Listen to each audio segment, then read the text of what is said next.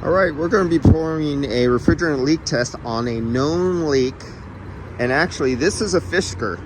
And this is the first Fishker that I've ever had that came in with not cooling air conditioning because of refrigerant. Sometimes it'd be because of a blend door under the dash. They have a little curtain and the little motor gears will malfunction. No big deal. I have to pull out the refrigerant so they could take the dash apart and fix that. But as for an actual leak on a Fishker, and I'm at a Fisker repair facility. This is Northern California's, I think, only Fisker repair facility. And as you can see, I'm on a Fisker. And there's a Fisker there. There's a Fisker there.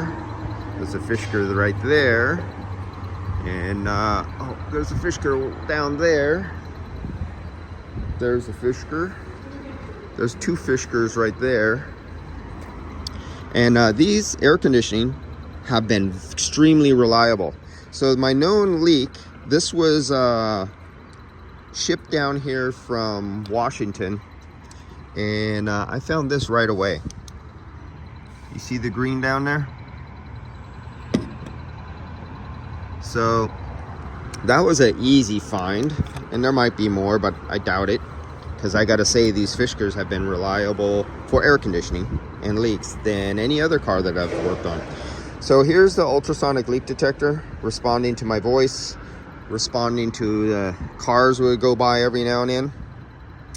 But I put this right down and I could put it right at the seam of the leak and hold it there. And that thing is actually in my ears because I got the ear things on. Completely quiet, and the little sight glass is doing absolutely nothing except responding to me here talking. So we know there's a leak because we can see the green dye. Pressure, it's cool outside and this car's been sitting overnight, 58 degrees, so we know we have pressure in there. We seen the leak with the UV light, using the UV light. And now we're going to go get two different leak detectors and we're going to see if we can pick it up. I had to move the leak detectors far away because the leak detectors have little vacuum pumps in them and they draw a vacuum. So it's a controlled bleed. It's a controlled leak. And the ultrasonic leak detector will detect it and pick it up if it's anywhere by my ultrasonic leak detector. So I had to move them way over here to get them away from the ultrasonic leak detector because these things are both vacuum leaks. And you can't have them anywhere around your vicinity while you are trying to look for a leak. Whether it's pressure or vacuum, the ultrasonic leak detector will pick it up. So right now I have this one in parts per million and I have it in the cloud hunt mode. But we'll put that right down there. And we'll sit it right on top of the leak, right, there we go. So we got a little something in the cloud hunt mode.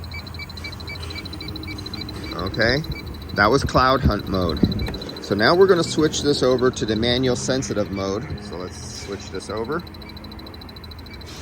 Be nice if Apple phone would like to focus. So now we're in super, and if you can see way down there at the bottom, if it will focus, it says super. That's the most sensitive mode. So now we'll stick that back down there.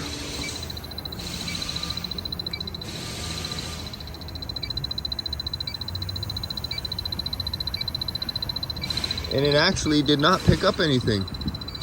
Oh, that was me bumping. Hold on. Let me get my hands more steady instead of bumping it. And sorry for making you seasick and dizzy for rotating the camera here a little bit. There we go. There it goes. So we know that works. That picks up something right there. So now let's get the old H10. This thing's about 8 years old. I just changed both of these. I changed the sensor in this about 4 or 5 weeks ago, brand new sensor. I changed the sensor in this. I think I released a video on it about 2 weeks ago. So we know we have two units that have brand new sensors, and I use refrigerant reference bottles that are made for calibrating and testing refrigerant leak detectors. So we had the same reference bottle used on both units simultaneously at the same time. They're both pretty well equal. Oh, let me turn this down. I have it in manual mode and it's turned up too high. Yeah, a little too high. There we go. Okay, so let's get this down there. There we go. You can hear that thing take off. You can see the light go. So both of these pick it up. So the dye picked it up. Both refrigerant leak detectors pick it up. This is R134. Here's the sticker. If I could get the glare of the sun out of your eyes, there's the sticker. And Fishker, automotive. So now let's get the bubbles. Let's get the big blue down here. Now sometimes you've seen in some of my videos where the leak detectors would pick up nothing, only the UV light worked. And then I've done videos where no UV dye would leak, only the leak detectors would pick it up. Then I've done other videos where I found it really easy with the ultrasonic leak detector. And look at my ultrasonic leak detector. See it way up there on 10? That's why you cannot have leak detectors on during the time. Let me turn that one off. Look at this. Okay, see that little tiny hole right there? That's where it's sucking from. Look at how high my, almost 10. Turn it away. Now I got a background. You can hear, okay, now I turn it towards this. Because that's a vacuum leak. Because there's a little pump in there sucking air, or you know, this, it sucks and pushes air out.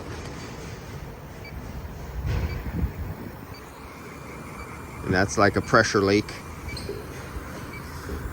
So let's put the big blue down there. Oh shoot, I'm running out.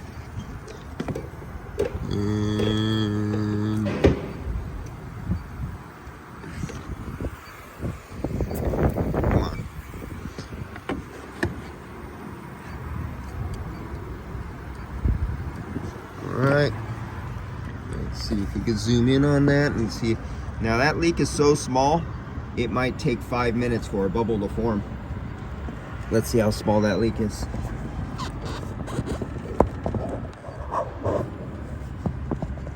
Where are we at? Right there.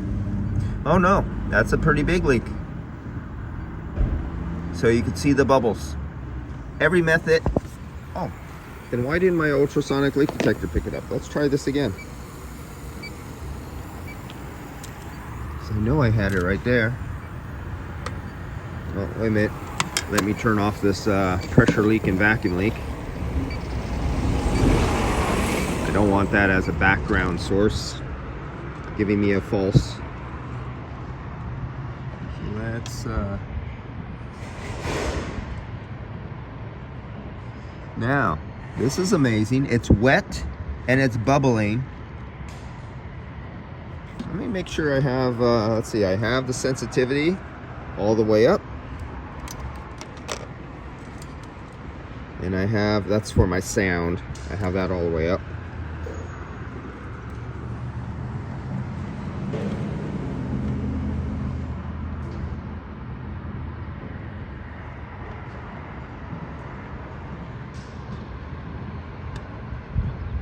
It's picking up nothing.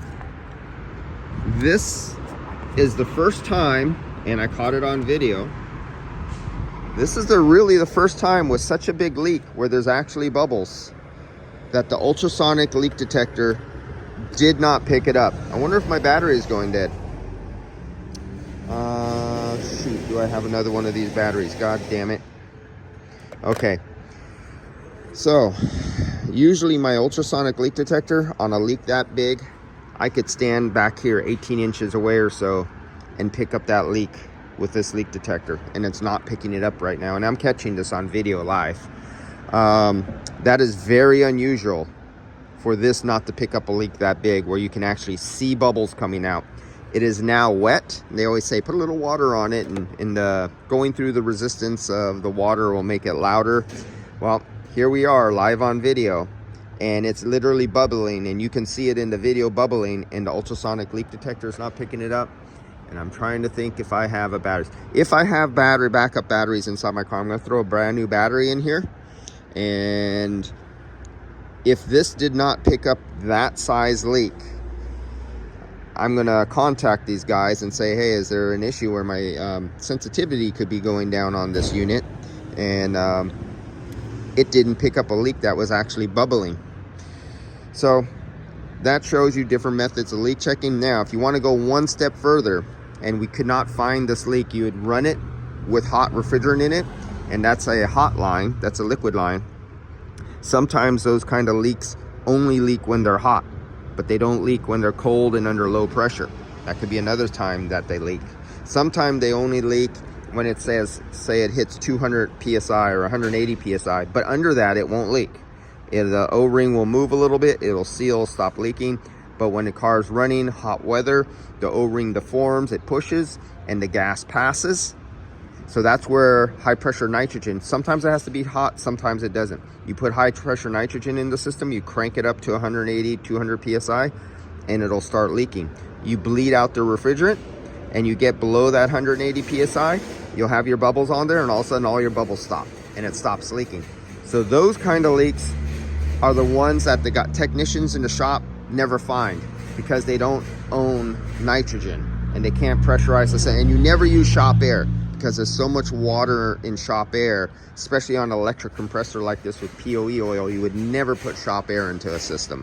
And don't listen to the idiots that, oh, I put shop air in there and I put it on for 15 minutes or 30 minutes on a vacuum pump and it removes all the water out of it. No, it doesn't. POE oil does not like to release the water molecule. You'll get water off the surface, but you will not get all the water that has absorbed and attached to the molecules of POE oil deep in the oil after you put shop air in the system. There's some idiots on YouTube who have a couple 100,000 subscribers who put on air conditioning videos, and they're really famous. And the idiot shows you putting shop air, and he uses shop air for pressurizing the system and running the compressor with shop airs. You definitely don't want to listen to idiots like that. All right, guys, so that's it on this. This is available at True Tech Tools. This was a bad demo for the ultrasonic leak detector. I feel sorry that I'm posting this, because everybody's always, who's used these and got good at it, has always brag about them. And this is the first time it's let me down, especially on video and comparing it to other leak detectors. This is an excellent leak detection tool.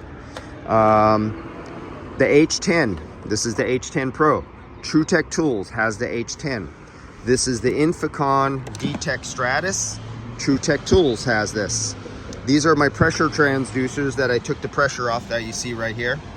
These are the pressure reducers, Bluetooth, to the software for Fieldpiece. The software is free. When you get any of their tools, you download the software. Hey, Zach is calling me. All right, guys, I'm gonna go talk to Zach. He's another YouTuber, and he's a professional, and he's into drivability, and he has a YouTube channel too. But I'll catch you guys later, and I'm gonna talk to Zach.